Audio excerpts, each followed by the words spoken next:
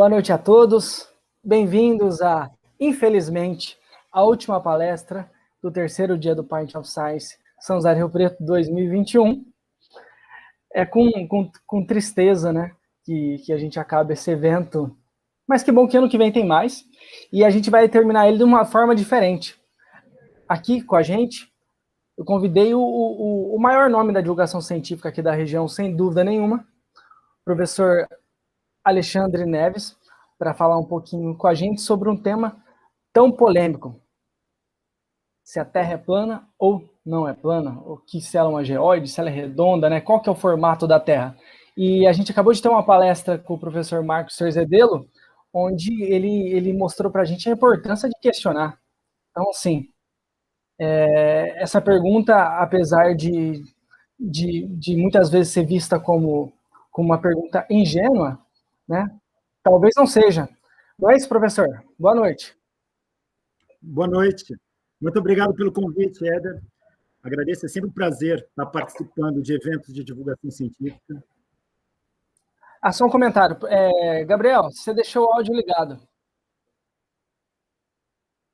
Gabriel é nosso braço, né, braço direito aqui internamente do Diário da Região. Vamos lá, professor. Tudo certo com você? Tudo tranquilo. Como eu estava dizendo, sempre um prazer participar de eventos de divulgação de ciência, popularização da ciência, alfabetização científica. Me sinto muito honrado. Muito obrigado pelo convite. Tá legal. Você tem uma história grande, né? Inclusive relacionada ao SIC, né? De São José do Rio Preto, né? Você dava diversas palestras, eram mensais, né? Uma por mês, não? Era um projeto que eu havia criado chamado Filosofísica. Criei esse projeto em 2008. Era um projeto com a proposta de popularização da ciência e alfabetização científica. Sempre trabalhando com temas controversos que estão na margem da ciência e colocando qual é a visão da ciência associada àquele assunto. Perfeito. Você viu, quem está assistindo aí a gente vai perceber que hoje é o dia de questionamento, né? Nos primeiros dias do Pint, a gente chegou com assuntos que deveriam ser tratados, que era importante momentaneamente. No segundo dia, a gente trouxe mais uma ciência que está tratando de novas, né, descobertas da questão do alimento, do autismo, de coisas que estão começando a ser mostradas agora. E agora, no último dia, os questionamentos. E pensando nos questionamentos, professor, me explica um negócio. O que é terraplanismo? Terraplanismo. Bom, lembrando que esse assunto ele é trabalhado na física e na astronomia, e só colocando um adendo, hoje é o dia do físico, então cabe muito bem tratar de um assunto como esse. Sem dúvida. Eu vou explicar, eu vou mostrando alguns slides, pode ser? Explicar um pouquinho o que Claro. é o terraplanismo e como que isso começou. Deixa eu só compartilhar aqui com vocês. Tá legal, pode compartilhar. Quando você compartilha, eu vou dar uma olhada aqui nos comentários. Tem o Luciano, Luciano, acho que é lá da Itália, né, Luciano? Luciano da Itália, mandando um abraço aqui e tal, falando MacGyver, a lenda de São José do Rio Preto. O seu amigo, ó, seu amigo Elcio também, né? Palestrante aqui do primeiro dia, participando ó, assiduamente, sempre ali e tal. E mandando um mundinho, né? Ele mandou um mundo redondo e um mundo meio, parece um retangular ali. Não sei o que ele tá querendo dizer, não. É meio complicado. Olha lá, tá certo. Vamos lá, professor, manda ver. Então, olha, eu vou falar um pouco, respondendo a pergunta do Éder, o que é terraplanismo? Então, eu vou discutir um pouco esse tema sobre terra plana e os limites do irracional. Por que os limites do irracional? Acho que é óbvio, não vou entrar na polêmica de criticar outros, mas vamos falar do que é o terraplanismo. Só para se ter uma ideia, terraplanismo está associado à crença na Terra plana. E uma pesquisa do Datafolha, do ano passado, retrasado, mostrou que 7% dos brasileiros eu estou dizendo, acreditam que a Terra é plana. Ou seja, isso dá um total de 11 milhões de pessoas. Essas pessoas, elas refutam a ideia de um mundo esférico, aquilo que a ciência já tem demonstrado há mais de 2.500 anos. Tá? Mas aí fica a pergunta do Éder. O que é terraplanismo? Bom, terraplanismo é uma teoria conspiratória. Por quê? Porque ela parte de toda aquela ideia de que estão tramando contra alguém, e ela é pseudocientífica porque ela não passa no teste científico, ela se julga científica e não passa no teste científico. Então, terraplanismo é uma teoria conspiratória e pseudocientífica, segundo a qual a Terra é plana. E essa teoria se opõe à teoria comprovada cientificamente de que a Terra é esférica. Os terraplanistas acreditam que a Terra ela é chata como uma pizza. Tá? Ela é circular e fina, plana, recoberta por um domo. Alguns acreditam que seja de vidro. O material eles não colocam muito bem, talvez um material transparente. O Sol e a Lua ficam abaixo desse domo. O Sol ele é relativamente pequeno, a Lua é relativamente pequena. Os dois, o Sol e a Lua, teriam mais ou menos o mesmo tamanho de 50 quilômetros de diâmetro. Estariam dentro do domo e girariam de maneira circular sobre a Terra.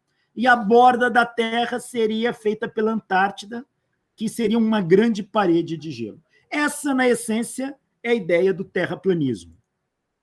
O mapa dos terraplanistas é este mapa aqui, olha. Visto de cima, você não vê o domo. Seria este aqui.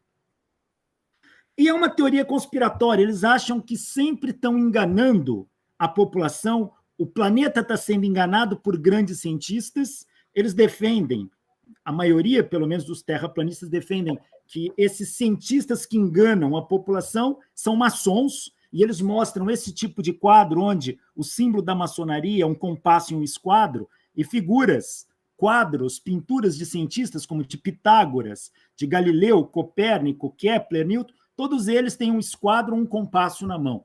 E aí eles partem da ideia de que criam a teoria de um mundo esférico para enganar a população. Como começa a ideia da Terra plana? Veja, a ideia da Terra esférica ela começa na escola pitagórica. Filolau foi um dos primeiros a defender que a Terra tinha forma esférica. Depois, Aristóteles ele vai desenvolver todo um trabalho para mostrar que a Terra é esférica, mas imóvel, enquanto Filolau, na escola pitagórica, achava que a Terra girava em torno de um ponto no universo chamado fogo central. Mas depois, Ptolomeu vai criar um modelo geocêntrico com a Terra fixa no seu centro, uma Terra esférica, e esse modelo vai se propagar pela Idade Média. Quando a gente chega no século XIX, nós vamos ter Washington Irving, esse indivíduo aqui do quadro. Em 1828, esse indivíduo escreveu a biografia de Cristóvão Colombo, onde ele narra a Conferência de Salamanca, que é a conferência na qual Colombo tenta mostrar o projeto de viagem para as Índias para os espanhóis. E, de acordo com Irving, os espanhóis eles discordavam de Colombo porque eles reivindicavam a autoridade da Bíblia para dizer que a Terra era plana e não esférica, como Colombo dizia. E os espanhóis argumentavam, que é dito nos Salmos, trecho da Bíblia, que os céus estão espalhados como couro, isto é, como uma cobertura, como uma tenda. E acrescentaram que São Paulo, aí o santo apóstolo, compara o céu a um tabernáculo. E, a partir de Washington Irving, ele começa a defender que Colombo queria provar que a Terra era esférica e todas aquelas pessoas da Idade Média e do início da Idade Moderna acreditavam que a Terra era plana. Aqui é um quadro de Colombo mostrando, tentando convencer os espanhóis de que a Terra era esférica e que era possível ir para as Índias indo para o oeste. Aqui um mapa mostrando que alguns defendiam que a Terra era plana e, como o Elcio postou aí, tinha um formato retangular, que era o formato do tabernáculo, uma parte do Templo de Jerusalém. Então, Washington Irving vai defender isso e o livro dele vai se propagar, vai ter seguidores. Outros autores vão pegar a ideia do Irving e vão supor que o povo da Idade Média achava que a Terra era plana. Para vocês terem uma ideia, em 1834, um pesquisador francês, Jean-Antoine Letron, ele afirma que as teorias da Terra plana predominaram até a época de Cristóvão Colombo e Fernão de Magalhães, e um pouco mais tarde. Só com as descobertas de Kepler, Huygens, Newton, é que essas ideias, como ele diz, infantis, começaram a cair por terra, que os teólogos defendiam. Ou seja, na opinião desses autores, os teólogos eram todos terraplanistas, e o pessoal da Idade Média também. Em 1876, o químico americano John Draper, ele declarou num livro A História do Conflito entre Religião e Ciência, um grande problema da forma da Terra. E ele fala que esse problema foi resolvido por 3 navegadores, Colombo, Vasco da Gama e Fernão de Magalhães. E um outro historiador, em 1894, Andrew White, ele argumenta, mesmo depois que a viagem de Colombo reforçou a ideia da esfericidade da Terra, a igreja ainda estava convencida de que a Terra era um disco plano. Veja, tudo isso começa no século XIX, com Washington Irving. Só que houve um erro de interpretação dos historiadores, desses historiadores. Hoje sabemos, a ideia da Terra esférica era a ideia dominante na Idade Média. O povo da Idade Média não achava que a Terra era plana, eram poucos. Os intelectuais defendiam uma Terra esférica. Eram poucos, isolados, que achavam que a Terra era plana na Idade Média. Colombo não tentou convencer os espanhóis de que a Terra era esférica e que ele iria dar a volta assim. Não foi desta maneira. E os teólogos, a Igreja Católica, no início da Idade Moderna, não defendia a Terra plana. Então, isso tem que ficar muito claro. A grande discussão no começo do Renascimento não foi sobre a esfericidade da Terra, foi sobre a localização da Terra. Se a Terra girava em torno do Sol ou se a Terra era o centro do sistema solar. Ou seja, era uma discussão entre modelo geocêntrico e heliocêntrico, e não sobre se a Terra era plana ou esférica. Então, esses autores partem de uma pseudo-história, propagam essas ideias e elas vão evoluir aí ao longo do tempo. Que faz sentido, né, professor? Porque se a gente quer saber sobre alguma evidência científica, por exemplo, da nossa época, se um historiador for pesquisar sobre isso, for se propor a entender isso, ele tem que falar com cientistas. Não adianta ele ir para o povo, né? Porque isso ainda acontece, né? Se a gente olhar... Acontece bastante. Ainda acontece. Então, se torna uma pseudo-história, né? Sem dúvida. Aí se faz pseudo-história. E esse é o termo técnico que se usa mesmo. Mas legal. Essa ideia de que na Idade Média, todo mundo acreditava em Terra plana, ela hoje sabemos que não é verdadeira. Mas Washington Irving vai defender isso e vai se propagar. E eles vão se basear, esses autores, em alguns pesquisadores do início, do final da Idade Antiga e início da Idade Média, que defendiam Terra plana. Por exemplo, Lúcio Lactâncio, esse indivíduo aqui que viveu de 240 a 320 depois de Cristo, ele falava que a Terra jamais poderia ser esférica, porque se ela fosse esférica, o povo no hemisfério sul tinha que andar de cabeça para baixo, e ele propagava que a ideia não era, que a Terra não era esférica, era plana. Cosme Indicopleustes, que era um indivíduo de nome grego, mas que morou na Índia, ele defendia que a Terra era plana e que possuía o formato do tabernáculo, e ele vai justificar isso baseado na Bíblia. Ele viveu no século VI, tá? Tá aqui. Tá legal. Esses autores, esses 2 autores, vão se basear nesses 2 indivíduos para falar sobre Terra plana, sobre terraplanismo. Só complementando, só fechando essa ideia, sim. Aqui alguns mapas. Esse mapa é do ano 150 a.C., e ele já era um mapa de terra esférica com linhas de latitude e longitude. Está vendo? Sim, sim. Só complementar, fechar essa parte, eu já te dou a palavra, Éder. Tranquilo, manda ver que tá legal.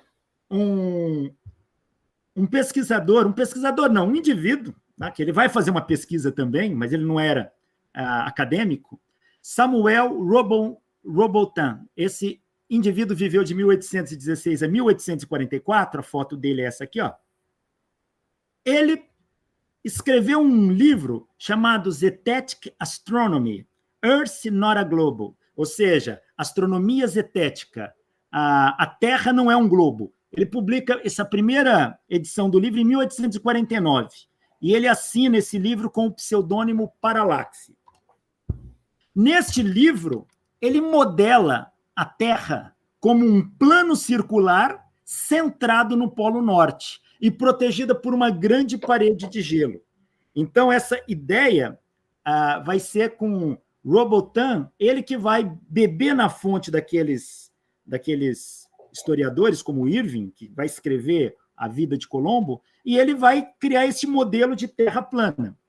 E ele vai fazer isso desenvolvendo alguns experimentos, tá? Alguns Legal. Experimentos, como o experimento do canal Old Bedford.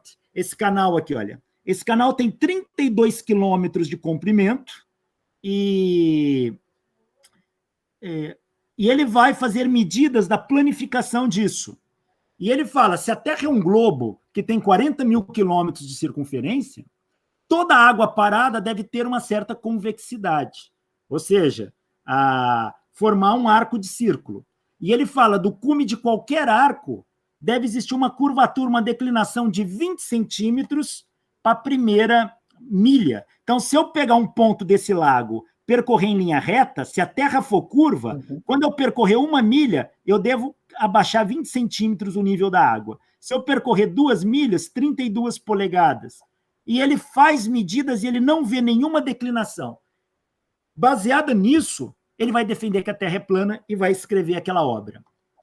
Então, como que ele fez essa medida? Ele usou um telescópio sobre a água aqui, mantendo esse telescópio 20 centímetros acima da água. E um barco com uma bandeira foi se afastando, mais ou menos como está aqui. E ele conseguiu ver o barco com telescópio ainda, o barco distante 9,7 quilômetros.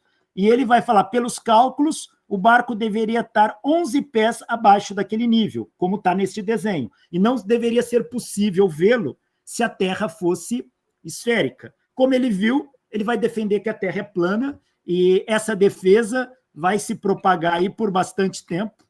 Aí, essa ideia vai continuar, ela vai ficar adormecida por um tempo, até que em 1956 é fundada a Sociedade da Terra Plana, por 2 britânicos, Samuel Shelton e Charles Johnson.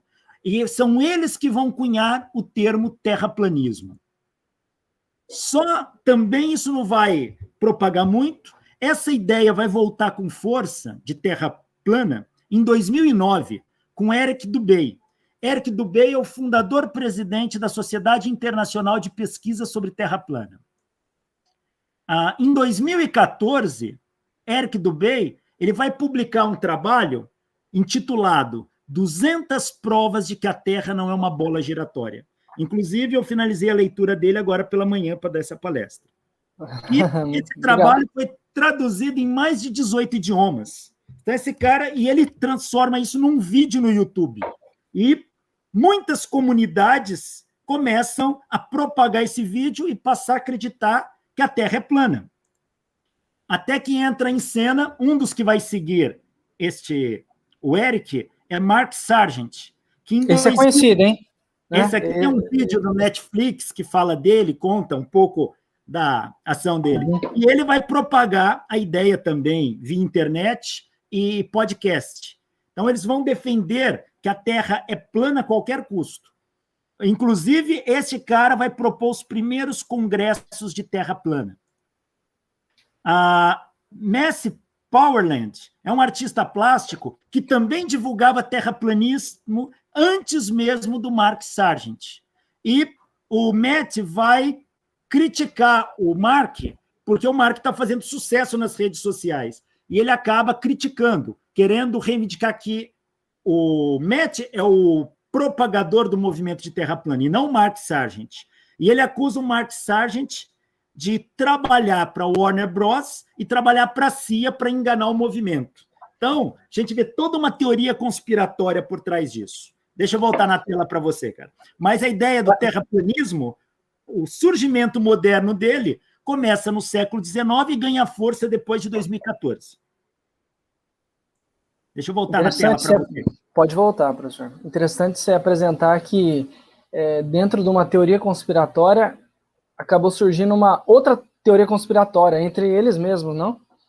Tem, um acusando o outro que trabalha para a CIA, e vão surgir... É curioso que essa ideia do domo, que envolve a Terra, não são todos os terraplanistas que aceitam. 70% dos terraplanistas acreditam que a Terra tem um domo, 30% não.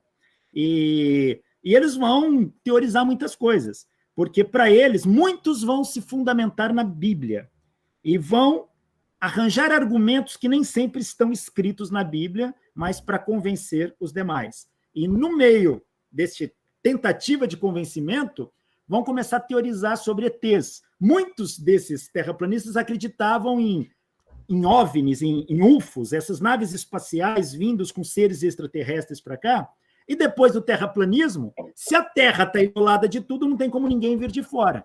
Então, muitos vão defender que os ETs são seres de outras dimensões e não de outros planetas. E que, na verdade, são demônios que estão aqui para perturbar as pessoas. Então, você vê que a coisa vai tomando forma. Certo, teorias conspiratórias. Falando nisso, professor, talvez a gente, acho que todo mundo quase, né, que está relacionado com as redes sociais, pelo menos já ouviu falar em teoria conspiratória, né? Que a gente vive num mundo pós-moderno onde isso é muito forte. Mas o que é a teoria conspiratória? Você teria alguma definição, algum jeito de ensinar melhor para a gente?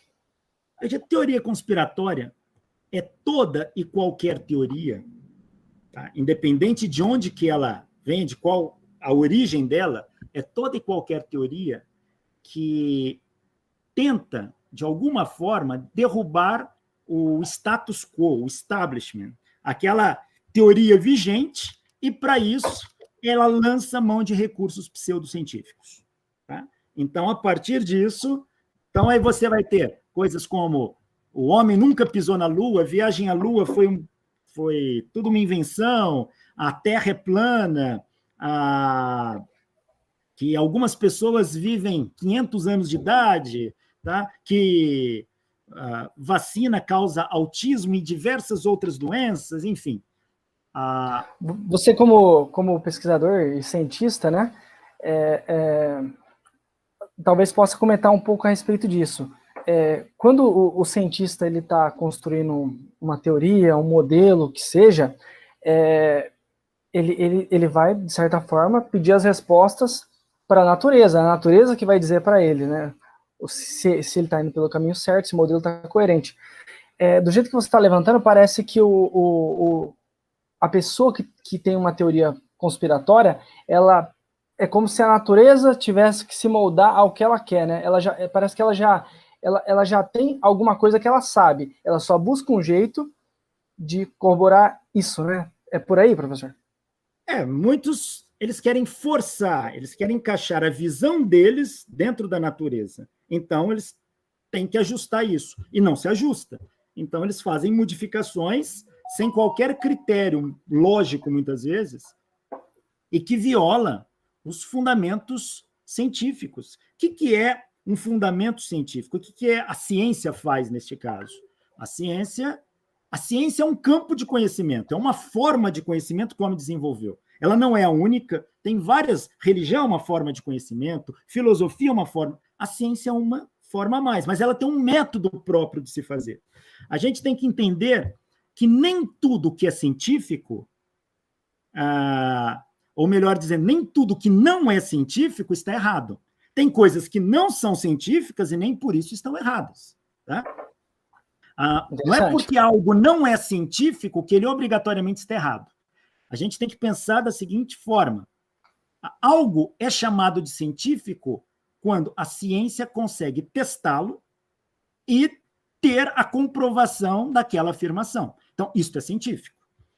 Agora, quando algo não é científico? Algo não é científico quando a ciência testa e dá errado. Ou seja, depois de passar por toda... Ela não se sustenta dentro da metodologia científica. Então, ele não é científico porque a ciência provou que está errado.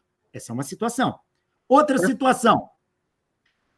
A ciência testou, mas não concluiu. Faltou elementos, faltou dados. Então, é inconclusivo o resultado. Então, ele não é científico. Ele não está dizendo que ele não funciona, que ele está errado. Este caso é diferente do primeiro. Ele é inconclusivo. E um terceiro, a ciência não testou. E aquilo que a ciência não testa, ela não pode falar que não é científico. Tá? Eu vou falar para você, por exemplo, que eu tenho a capacidade de emitir luz pela ponta dos dedos. Bom, isso não é científico. Mas não é científico por quê? Porque não foi colocado em condição de teste. Ciência não testou, não está dizendo que está errado. Agora, se quer saber se está certo ou errado, precisa testar. Então, a gente tem que analisar isso. E as teorias conspiratórias, elas lançam mão, muitas vezes, de situações que não te dão condições de testes, aí não tem como falar que é científico, e nem que não é, fica em aberto. A gente chama muitas vezes essas hipóteses em aberto que não permitem teste de hipótese ad hoc ou ad hoc, muitas vezes ocorre fraude nesse meio. Tá? Mesmo em terra plana, muitas medidas já foram feitas e medidas fraudulentas. Isso já apareceu em diversos locais. Tá? Então, a gente tem que tomar cuidado com isso. E muitas pessoas, por fé mesmo, no sentido de acreditar piamente naquilo, seguem essas ideias. Existem uns poucos intelectuais, cientistas, que começaram a meter os pés pelas mãos e ir para essa área também. Não vou citar nomes, mas tem um professor da USP aí, muito conhecido, que saiu da USP por outras razões. Hoje ele está nos Estados Unidos, é um geofísico, tá? Um geofísico com doutorado em geofísica, esse professor da USP que defende terra plana com unhas e dentes. Tá? Então, a gente vê isso. Só que quando você vê o confronto dele perante a ciência, distorce totalmente, ou seja, usa hipóteses ad hoc, lança mão de argumentos pseudocientíficos, aí não se sustenta, aí não há debate. Então, perfeito. Muitas dessas pessoas acabam fugindo do debate. Esse é um problema. Em relação a isso, então, a ciência tem um olhar em relação, talvez, ao formato da Terra. Tem experimentos científicos que mostram para a gente qual é o formato da Terra? Veja, tem. Uma coisa, a questão da esfericidade da Terra não é um problema em aberto, é um problema concluído. A gente não discute mais se a Terra é esférica ou não. Isso, dos últimos 2.500 anos para cá, a gente sabe que a Terra é esférica. Tá? Eratóstenes, tá, no século III, século IV a.C., já tinha medido o raio da Terra, o comprimento da circunferência da Terra. Depois dos trabalhos de Hipparco, de Aristarco, também vão fazer medidas relativas a isso. Mas essas medidas vão ser mais precisas a partir do século XVII. Um grupo de geodésicos franceses vão fazer medidas sobre o comprimento da circunferência da Terra, sobre a Terra ao nível do mar, sobre traçar o nível médio para a Terra, que a gente chama de geóide, e vão, inclusive, mostrar no século XVIII que a Terra é achatada nos polos em 0,3%. Veja, tudo isso eu gosto de pensar, não precisa da NASA. Você não precisa ver as fotos do projeto Apolo pegando aquela terra bonita azul de longe para comprovar que a Terra é esférica. Experimentos já do século XVIII fazem isso com muita precisão. Tá? Então, já não se discute mais se a Terra é esférica ou não. A Terra é esférica, nós sabemos. Mas imagina a situação, professor, de alguém que simplesmente não entende de ciência, não teve proximidade, às vezes até estudou na escola, mas ao invés de gostar, começou a ter um certo repúdio, e daí ele se depara com uma teoria terraplanista, e ele não sabe averiguar se uma está certa, a outra não está, né? E tem algum tipo de argumento, ou algum tipo de experimento, alguma coisa que você... que seja, que você pode sugerir para essa pessoa, para ela conseguir construir alguma coisa que se aproxime do que os cientistas já conhecem? Teria alguma coisa? Tem uma frase que eu gosto muito, e aprendi essa frase com o professor Elcio. Contra ignorância não há argumentos. Tá? Não adianta você querer mostrar algo para quem não quer enxergar. Não adianta, muitas vezes também, às vezes a pessoa não quer enxergar, mas às vezes ela não tem condição de enxergar. Por quê? Não adianta eu querer te explicar alguma coisa em mandarim se você não entende nada em mandarim. Para que eu explique alguma coisa para que você possa entender, a gente tem que ter uma linguagem comum. E dentro da ciência, a linguagem comum é a matemática. Matemática é uma linguagem. Matemática, ela é uma linguagem e é a linguagem que a ciência funciona. Para muitas pessoas, para poder entender o que está sendo dito, ela tem que dominar essa linguagem. Então, dependendo do grau de instrução da pessoa, fica difícil. Ela não vai ter condições, muitas vezes, de entender aquilo em profundidade. Mas existem certos argumentos com evidências físicas que corroboram para a ideia da esfericidade da Terra. O que acontece é que os terraplanistas usam desses mesmos argumentos de maneira distorcida, e eu digo mais, equivocada, propositalmente, errada. Eles vão lá, fazem medidas que estão erradas e tentam dar uma justificativa. E aquela pessoa que não tem um estudo acaba acreditando. E, por incrível que pareça, não vou generalizar, obviamente, nada pode ser generalizado, mas muitos terraplanistas estão com um grau de instrução relativamente abaixo da média brasileira. Tá? Então, no sentido de não cursar uma universidade, muitos estão com... E o que acontece? Existe dentro do estudo de ciência do comportamento, existe um padrão de comportamento conhecido como efeito Dunning-Kruger, que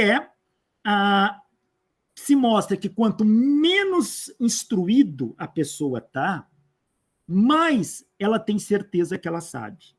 É o efeito inverso de quem estuda muito. Muitos chamam de teoria do impostor. Você pega um especialista de uma área, quando ele vai falar sobre ele toma certos cuidados. Por quê? Porque ele sabe o quanto ele não sabe. Aquela frase de Sócrates, tudo que sei é que nada sei, ela é uma verdade. Você tem consciência do quanto que não sabe.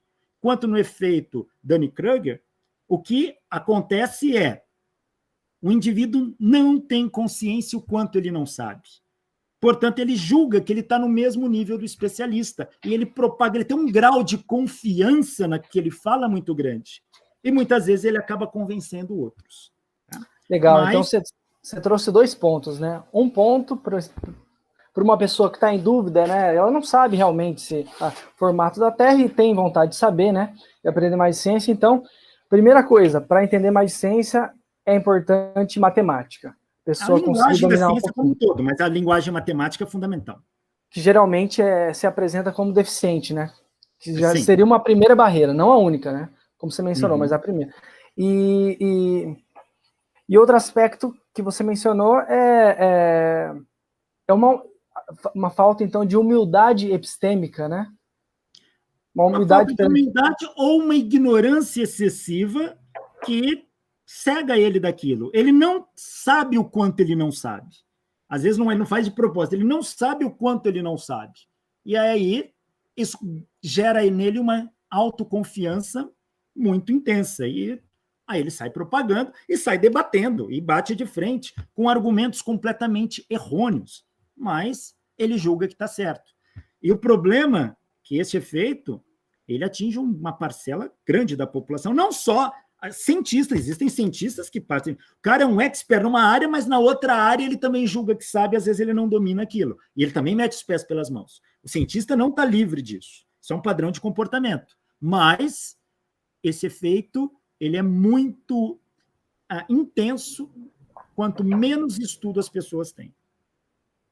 Perfeito. Você mencionou o Sócrates, né? Ele é um dos pilares do ceticismo, da epistemologia, do ceticismo, e então parece que é importante, né, em toda situação, né, não só para ele, como você está apresentando, mas para qualquer pessoa, né, talvez tenha alguns ramos do conhecimento, né, da vida dela, que ela não sabe simplesmente, que a gente não sabe o que a gente não sabe o que a gente não sabe, né? Exato. De repente tem um universo todo vasto, como você está apresentando, que é o universo que o terraplanista, o que não seja um fraudulento, de repente, né, um charlatão, mas ele não esteja observando, é isso, né, professor? Isso, exatamente. Posso mostrar mais alguns slides aqui, rapidinho? Pode sim, pode sim. Quando você vai... de alguns argumentos que os terraplanistas usam e que não se sustentam. Vou mostrar alguns aqui, olha.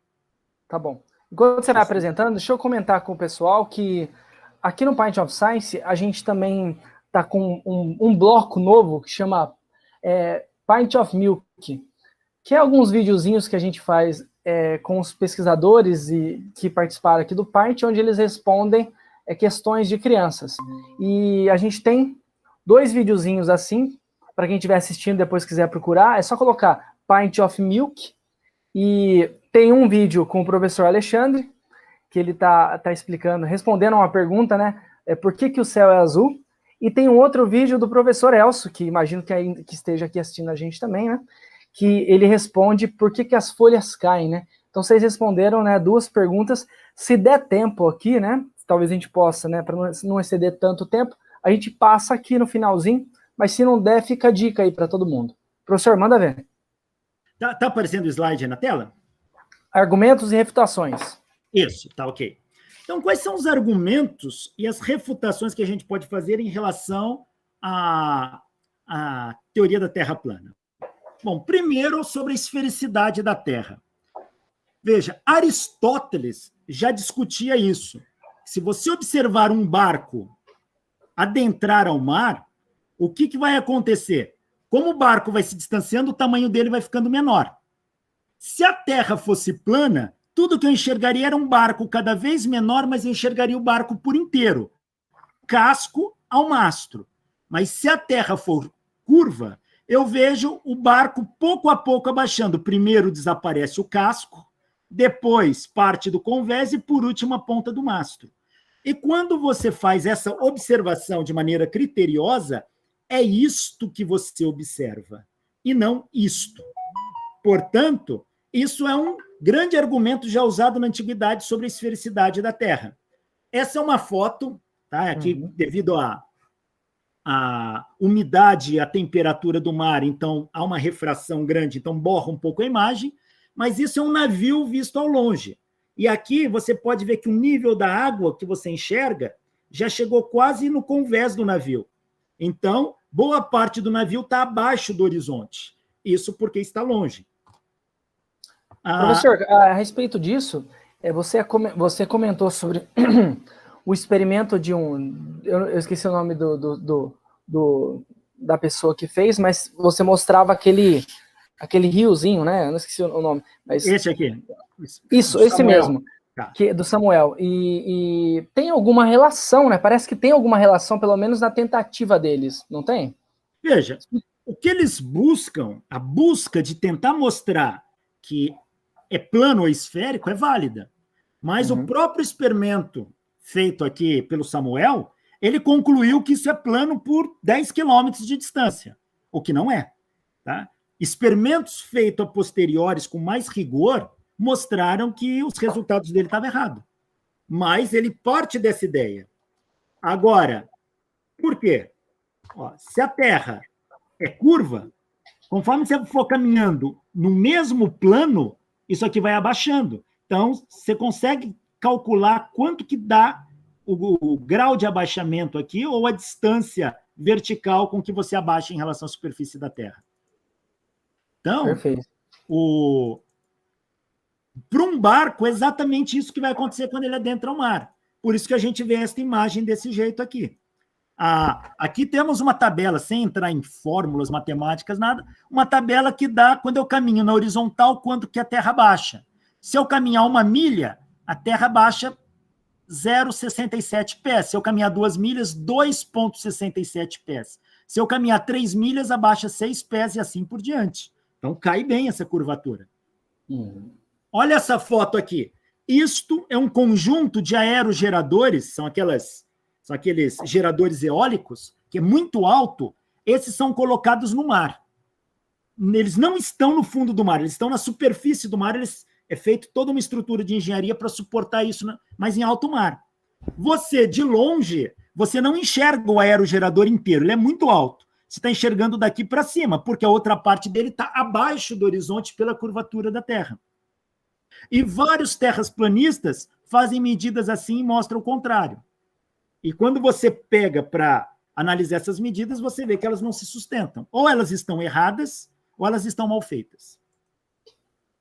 Aqui é uma foto de um fotógrafo que ele publicou isso aqui na internet. Ele estava só testando a lente da máquina Nikon dele. Colocou uma lente especial que dava um zoom. E ele aproximou este farol aqui, ele estava a 10 quilômetros de distância. Ele deu um zoom, o farol está longe no mar, e ele deu um zoom para verificar isso aqui. Aqui é o farol visto de perto, aqui você vê o corpo todo do farol. Ele a 10 quilômetros de distância, ao dar um zoom, olha só, você não vê a base do farol, está abaixo do horizonte, mostrando que a Terra está se curvando. Quer dizer, professor, 10 quilômetros não é uma distância tão difícil de ser percorrida, por exemplo, de barco, né? Onde a pessoa já conseguiria, ela já conseguiria ter um tipo de evidência ali, a olho nu. Ele vai baixar uns 6 pés. 6 pés, cada pé tem 30 centímetros e meio, tá? Então vai dar 3, 6, vai dar uns 2 metros abaixo. Então, 2 metros é um pouquinho acima desta porta aqui. Então, é isso que está abaixo do horizonte, que é o esperado, é o previsto. E esse fotógrafo, sem a intenção, ele consegue mostrar no argumento que a Terra é curva. Outra coisa é a projeção da sombra da Terra na Lua durante um eclipse lunar. Durante um eclipse lunar, a Lua entra na sombra da Terra. O Sol e a Lua estão distanciados 180 graus, quer dizer, o Sol está no poente e a Lua está no nascente, está no lado leste e o Sol está no oeste, 180 graus. A Terra no meio projeta uma sombra. Quando você olha a sombra da Terra projetada na Lua, no mínimo a Terra seria um disco circular. Aqui você vê, ó. Como medidas na superfície da Terra mostram que ela não é um disco circular, isso dá a ideia de que a Terra é um corpo esférico. Aqui a gente vê a sombra da Terra sobre a Lua, um arco de circunferência. Outro tipo de evidência a olho nu também, né? Que a pessoa olho nu, pode... Veja, conhecida... sem matemática, né, professor? Conhecida por Hiparco, por Aristarco, ano 300 a.C., já se conhecia isso bem. Aqui é um mapa da Terra plana que eles fazem. E eles vão falar, este é o mapa. Este mapa não tem nada de novo. Mapas são projeções que a gente faz. Existem vários tipos de projeção. Tá? Existe projeção esférica, a projeção cilíndrica, projeção cônica. Este tipo de projeção é chamado projeção azimutal equidistante. Você coloca um ponto no centro do globo e deforma. Toda projeção deforma um mapa. Tá? Não existe mapa perfeito. Por que não? Porque a Terra é redonda. Então, eu quero colocar algo redondo numa estrutura em 2 dimensões, que é um mapa, eu vou ter que deformar.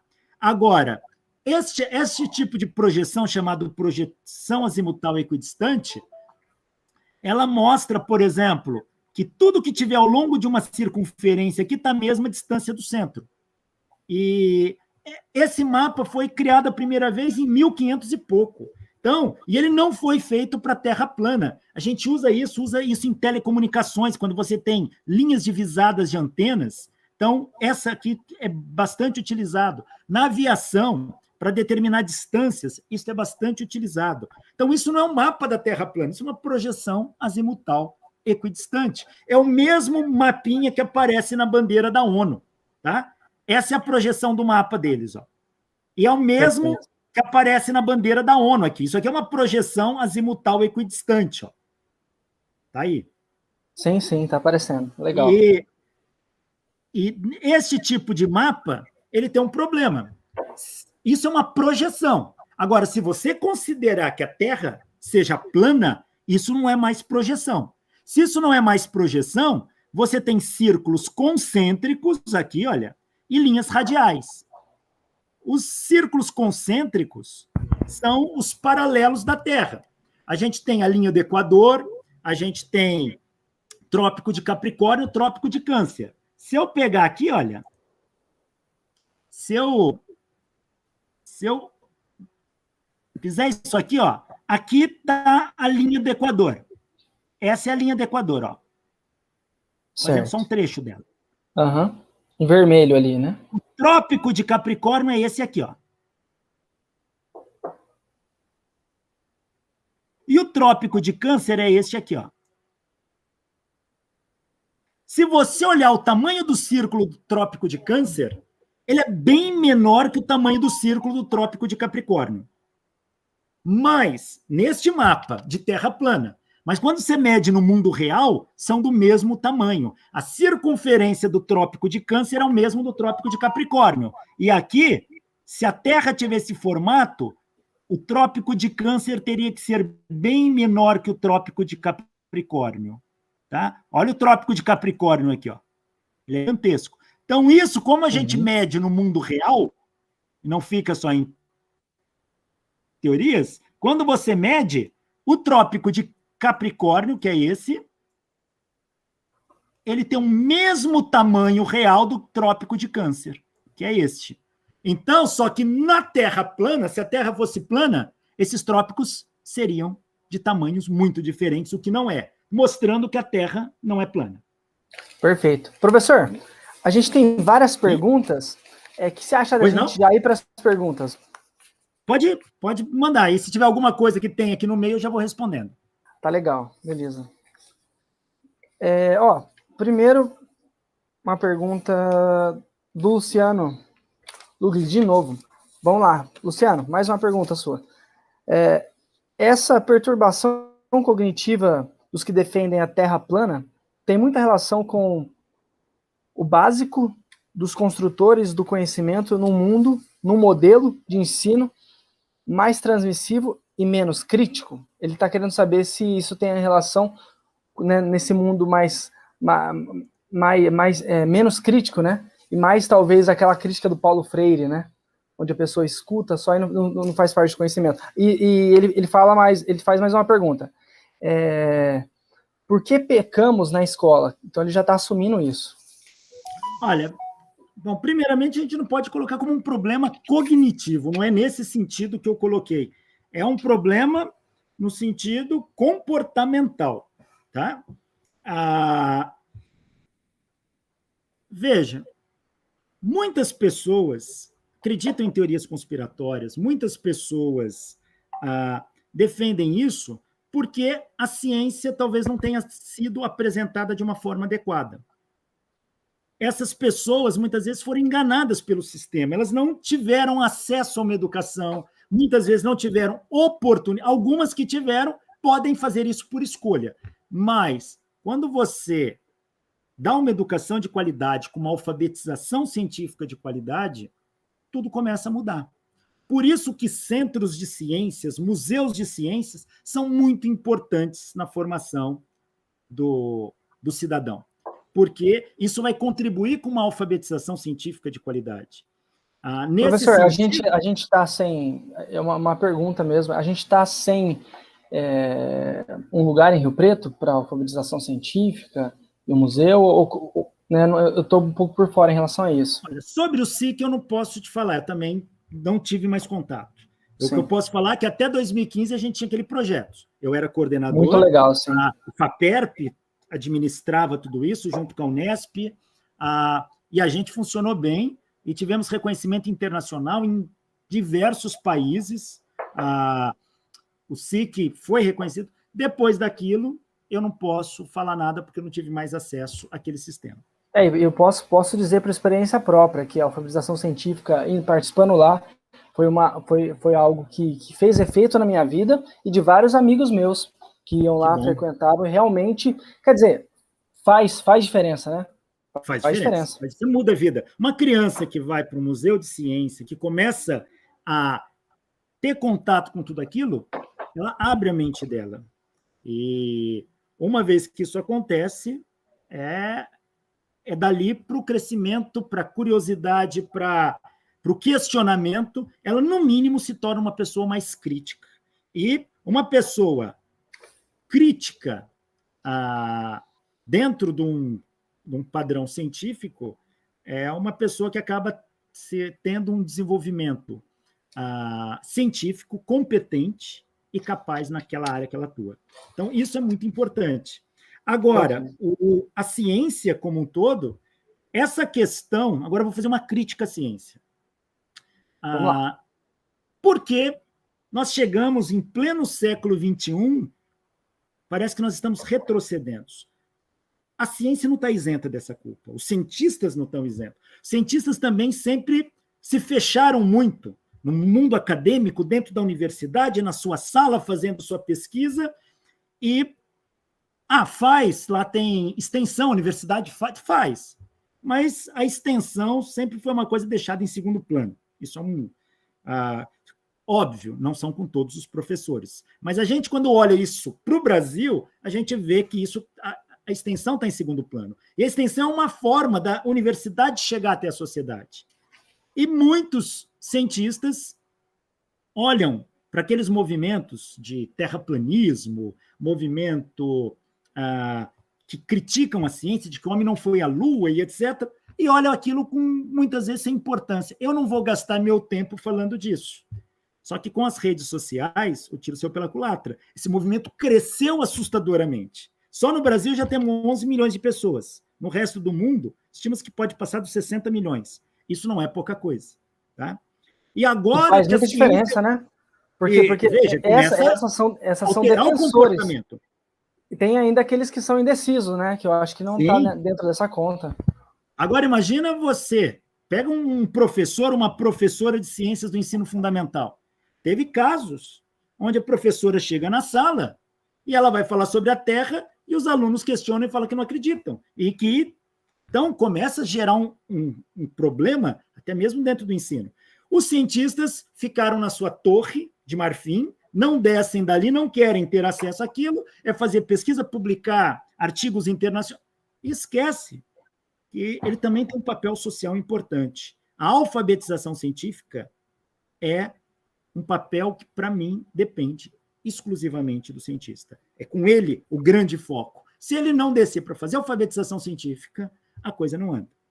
E isso, ao meu ver, deixou a desejar. E muitas coisas. Pessoas negacionistas aí que se elegeram tal, e que ninguém dava importância, cresce, chega lá no poder e depois todo mundo fala, e agora? Agora ninguém toma a atitude como deveria ser. Então está faltando, ao meu ver, para os cientistas, um pouco mais de atitude em relação àquilo que ele não julga importante. Isso é bobagem, isso não é...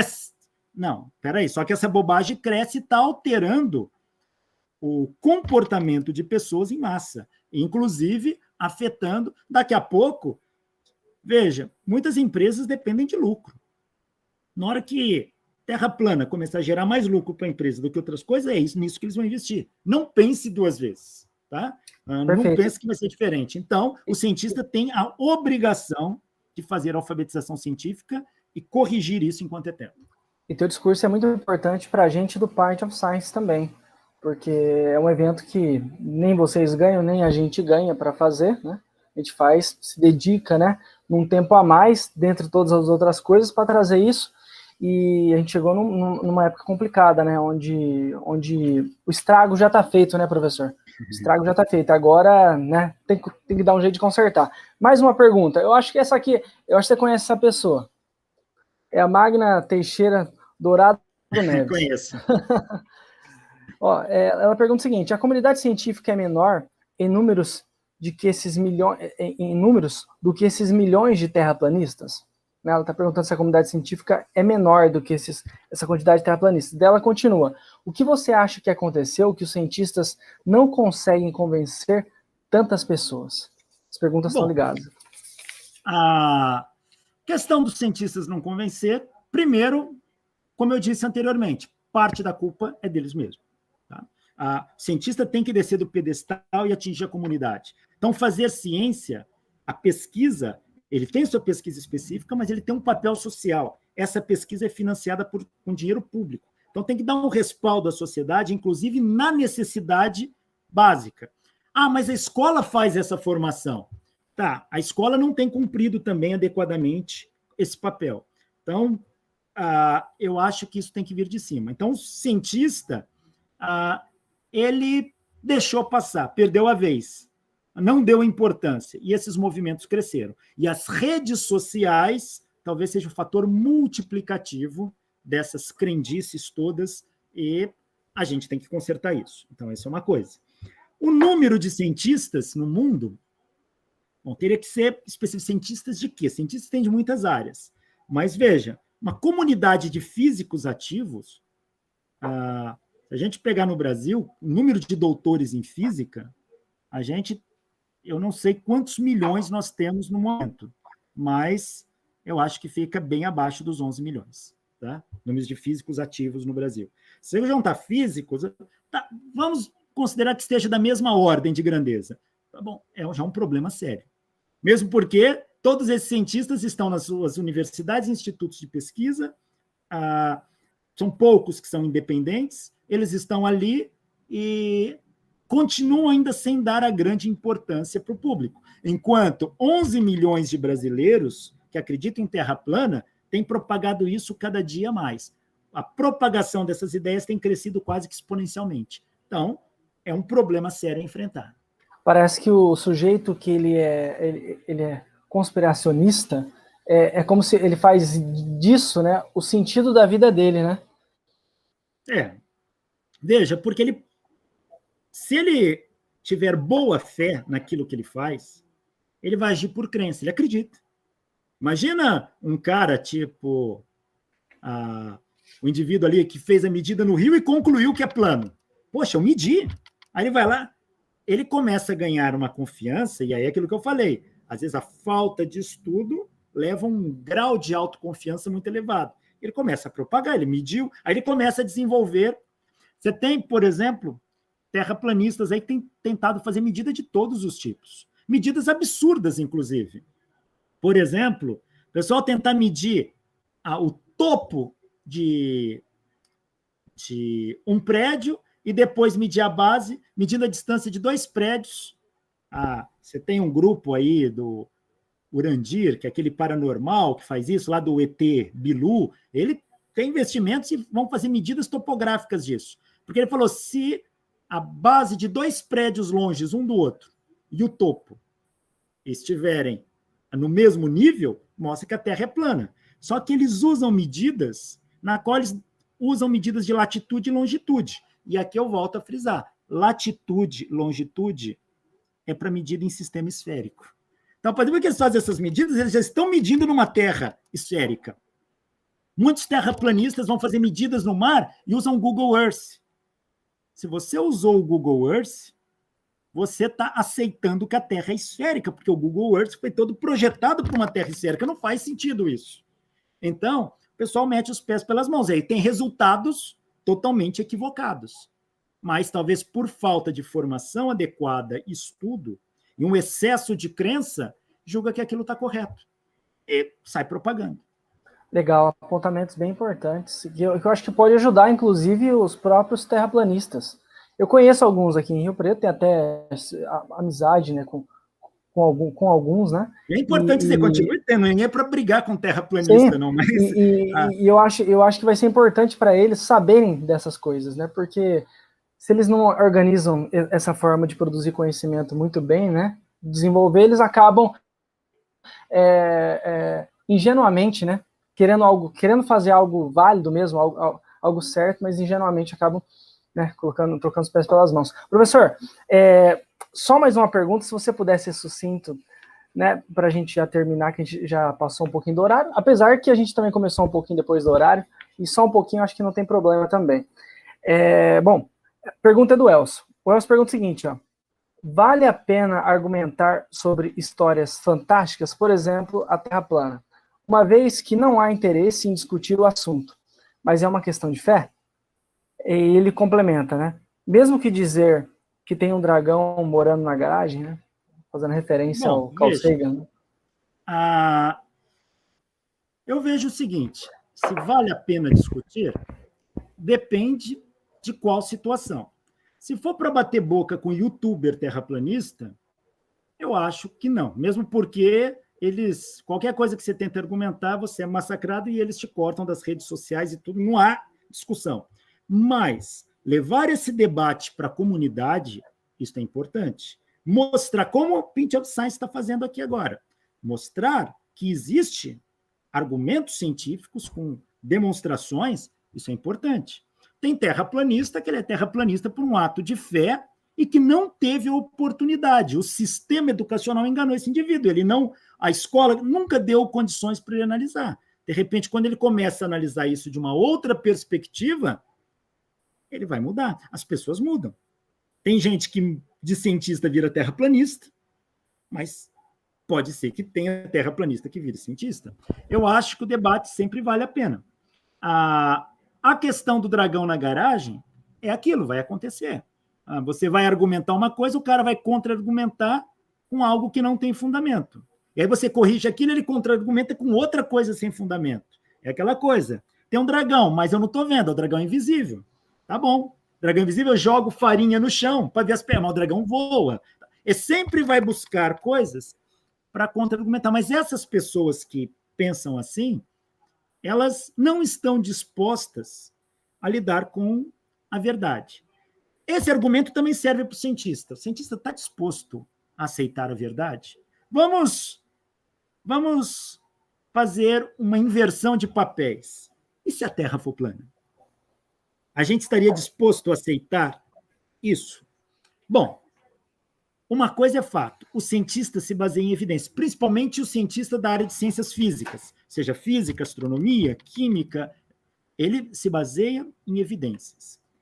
Se todas as evidências corroborarem para que a Terra seja plana, bom, em algum momento o cientista vai aceitar, ele vai falar que aquilo estava errado. Como a gente já mudou de posição, tinha a época que a gente tinha uma teoria, a própria teoria do éter luminífero, abandonamos essa teoria. Tá? A gente muda, e foi uma teoria que perdurou por bastante tempo.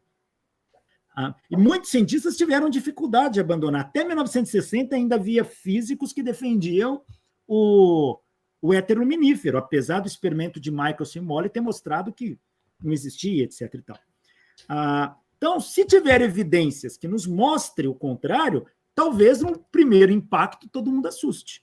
Porém, quando você começa a ver que as evidências, e você vai lá mede aquilo, você tem que mudar de opinião, não tem jeito. Mas o que acontece é o oposto. Por exemplo, os terraplanistas não acreditam que a gravidade existe. Terraplanista, o modelo de terra plana não dá conta de explicar, por exemplo, o Sol nascer no leste, na entrada do equinócio, de qualquer ponto da Terra. Aquele modelo de terra plana, isso é impossível de acontecer. Então, os terraplanistas, eles usam argumentos totalmente falhos. Eles falam o seguinte, veja, como é possível existir gravidade e ela segurar toda a água do globo terrestre, que é o mar, sendo esférico, e não consegue segurar um passarinho, uma borboleta?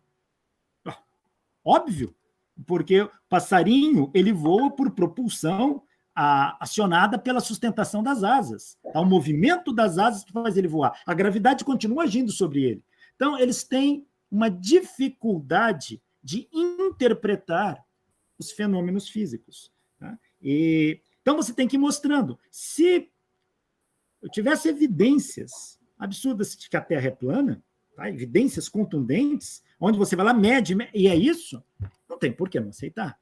O cientista honesto mudaria de opinião, sem dúvida. Mas não é o que acontece do outro lado. Tudo bem que essa mudança pode não acontecer de imediato, ela leva um tempo para ser digerida, mas vai acontecer. Enquanto o terraplanista, quando você mostra todas as evidências, ele nega. Ele não quer ver. Então ele vendo, sabe aquela metáfora do Galileu tentando mostrar a Lua no telescópio para o clero e os bispos ali tampavam os ouvidos falando, quero saber. É uma metáfora aquilo, mas é mais ou menos assim que acontece muitas vezes. Então, apesar disso, eu insisto que tem que levar o conhecimento para a comunidade. o movimento terraplanista não vai acabar. Então, cada dia eles vão estar bombardeando com isso e com novas coisas, porque o terraplanismo virou um negacionismo. E a gente começa a ter autoridades políticas envolvidas com isso. E não é segredo para ninguém, presidentes como Jair Bolsonaro, presidentes como Donald Trump, tá? Presidente Boris Yeltsin e vários outros que já passaram em presidências aí, são negacionistas. E a partir do momento que você tem quem governa um país negando essas coisas, ele tem o poder de afetar, inclusive, Ministério da Educação, Ministério da Ciência, Ministério Técnico, e essas coisas começam a se tornar preocupante. Então, os cientistas têm o papel de levar isso para a sociedade, formar esses professores, cobrar dos professores formados um ensino de qualidade melhor, dando condições de trabalho para isso, e fazendo sempre debates, palestras, eventos que mostram o outro lado. Aí, se a pessoa quiser fechar os olhos e negar, aí é um problema pessoal. Aí isso não tem como mudar. Quem não quer aprender, você não tem como obrigar. Tá? Mas uma coisa é o fato, não é por falta de evidências de que a Terra é esférica. Tá? Como eu disse no início do debate, o assunto Terra esférica não é um assunto em aberto, é um assunto que já foi concluído e a gente sabe disso. Não há uma dúvida, será? Não. A Terra é esférica e N medidas de física mostram isso. E as pessoas vão querer argumentar de todos os meios, usando conceitos físicos equivocados. Por exemplo, falar que não existe efeito Coriolis, que é um efeito de desvio devido à rotação, você vai lá e você mede o efeito Coriolis. Vão falar, por exemplo, que a gravidade não existe, mas que o sistema está acelerando para um lado e a gente sente uma pressão, o que causa os terremotos, os vulcões, etc. e tal. Isso são ideias dos terraplanistas. São questões de alfabetização científica, né, professor? Alfabetização no sentido de pegar do básico e começar a ir dando as ferramentas. Tá? Agora, para isso a gente tem que ter uma escola de qualidade. Sinceramente, o nosso ensino fundamental e médio, pelo menos do pouco que eu tenho contato com o Estado, com as escolas do Estado, tem assustado. Tá? E a gente querer que essas crianças tenham curiosidade pela ciência está longe disso. Pode ser um ou outro professor que faça um trabalho diferenciado, mas, na média, pelo menos o que a gente tem contato, o que eu tenho contato, me assusta bastante. E esperar que essas crianças, num futuro muito próximo, tenham interesse pela ciência. Tá? Cada vez, muito pelo contrário, estão tendo interesses por terra plana, teorias de que o homem nunca foi à Lua, de que Hillary Clinton é uma reptiliana. É esse tipo de coisa que tem chamado mais atenção da criança do que porque o céu é azul, tá? Por que a folha cai da árvore. Então, me assusta mais ainda quando eu vejo professores da rede de ensino, do ensino fundamental e médio, propagando essas teorias conspiratórias em sala de aula. Tá? E eu já dei cursos para muitos professores e já vi coisas assustadoras. Tá? Professor que faz até aluno rezar para duendes em sala de aula. Tá? Então, são coisas que assustam. Professor de ciência. Tá? Então, são coisas que assustam. Nesse PAIT, sim. Acho que é uma boa forma de a gente terminar aqui o PAIT, né? Motivando, então, primeiramente aos cientistas, né, para que eles realmente façam alguma coisa, né, façam seu papel na divulgação científica. Mesmo. Sim, e por acaso os que participaram no PAIT aqui são os que fazem alguma coisa. Né, participaram aqui a professora Elcio, né, que está na frente, né, tá no pelotão da frente nessa divulgação, alfabetização científica. Também tivemos aqui a Camila Vieira, também, que ela está divulgando muito na internet, fazendo um papel legal de divulgação científica, junto com a Yasnaya, Ana Luísa, professor Marcos Cerzedelo, estou na escola, né? E você, professor? E, bom, aqui a gente acaba o Pint of Science. Eu quero agradecer primeiro a você, professor, pela palestra do dia aqui. Obrigado. Quero agradecer também a Kelly aqui, sempre nos bastidores, a todos os palestrantes que estiveram envolvidos, também a Cíntia, que é a minha coordenadora, né, que ela comanda a gente aqui nessa cidade, nas cidades do estado de São Paulo, também ao Gabriel, do Diário da Região. Ele teve um papel muito importante, viu, nesse Pint of Science, porque a gente divulgou demais, professor. Esse aqui foi muito divulgado. Foi muito divulgado, muito mais que qualquer outro. E ainda assim, a gente vê que não é suficiente ainda, porque a informação chega até as pessoas, mas elas não estão prontas, né? Elas não estão prontas. Talvez é a frase que o Elcio comentou, né? O ignorante, né? Ele não ouve, né? Ele não quer ouvir. Mas, por outro lado, eu e o Gabriel, a gente conversou bastante sobre isso, que a gente precisa popularizar, né, esse conhecimento. De tanta pessoa ver que tem evento científico, saber que estão discutindo um assunto com mais profundidade, talvez ela se sinta, né, como parte disso. E se ela se sente como parte disso, acho que quebra um bloqueio ali, né, e ela se dispõe, de repente, a aprender matemática, né, quem sabe, né, e coisinhas mínimas como essa, né, para ela conseguir ter um entendimento ali da ciência e uma criticidade um pouquinho maior. O conhecimento básico da matemática, da escola, aquele que deveria ser dado, mas o conhecimento que deveria ser dado no ensino médio, ele já dá condições para a pessoa abrir a sua visão de mundo, abrir a sua mente e enxergar o mundo de uma outra perspectiva. Já? Ele não vai ser um cientista, ele não precisa, ele pode ser um cozinheiro, ele pode ser um vendedor, ele pode ser um técnico de laboratório, ele não precisa ser um cientista, mas com aquele conhecimento ele já vai abrir os seus horizontes, ele vai enxergar mais longe. Tá? Como todo profissional, como cientista também precisa fazer outra, tem que saber lavar uma louça, né? Sem dúvida. O cientista tem que saber um pouco ele tem que saber um pouquinho de tudo, das coisas que ele não sabe, né? A maior parte das coisas ele não sabe, e a maior parte das coisas todos os outros profissionais também não sabem, né? Então, sabendo um pouquinho ali, né? Pelo menos se envolvendo com essa relação, com a ciência em especial, né? Que é algo tão importante para a gente, talvez ele consiga se proteger um pouco melhor. Professor, também quero agradecer aqui ao Diário da Região como um todo, né? E espero que essa parceria continue ano que vem. Vamos continuar divulgando. Outros convites virão para você, professor. E você tem algum comentário final para fazer?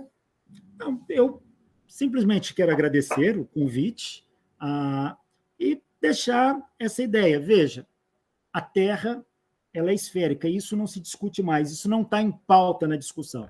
Quando a pessoa vem com o argumento de que a Terra não é esférica, você pode estar certo que esses argumentos ou estão errados, ou eles estão distorcidos, ou estão totalmente maquiados. Então, tem que tomar muito cuidado com isso.